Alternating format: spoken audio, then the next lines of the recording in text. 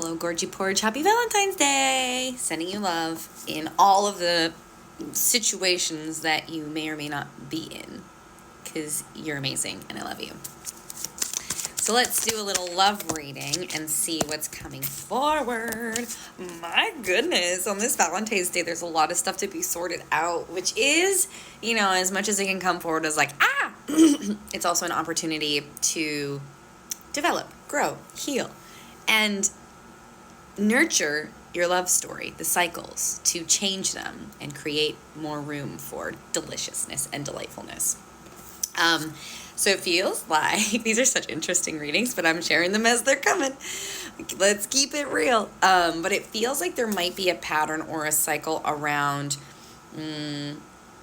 essentially like an immediate pleasure type of situation. So as an example, in my past, I might have had a cycle. This isn't really totally true, but I'm going to sort of base it off of a little bit of my story and maybe what others might experience. But I had this sort of cycle around immediate pleasure, let's just say. That's so not real for me, but it's close.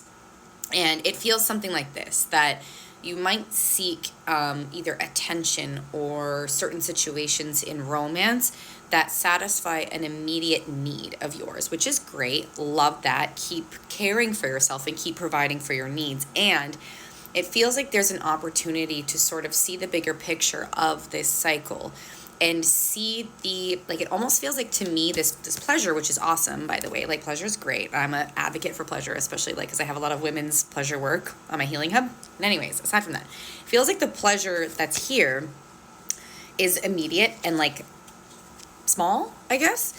And the pleasure that it's sort of asking for is an expanded version of.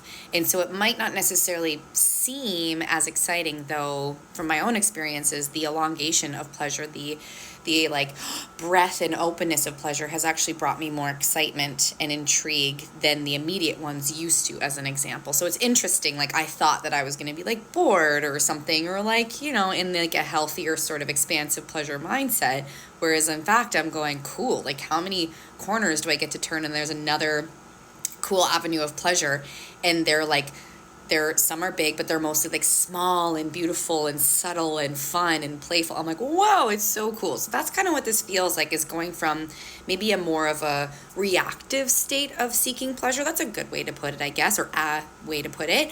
And bringing it into a space of, actually infusing space into pleasure so that pleasure can exist around you all the time in all the ways. And you can, when you feel you're open to it, you can access it and see it and appreciate it. And it feels very, I almost feel like hippie-like in this energy, where pleasure becomes this essence of you instead of it being seeked from outside. That didn't really make sense. But instead of seeking it from outside of you, this pleasure lives inside of you and lives through you for the rest of your life. So I really like this. So if you have any questions about cycle breaking or awareness around cycles, or stepping into honesty or radical acceptance or accountability or any of the sort, holding space for things, having emotions come forward, that's what we do here. This is your safe space. And just know that here in this reading, even if this is your reading and you feel connected to this is your safe space here. You can come back to this video anytime, or just the essence of my energy is accessible here through this, which is so beautiful.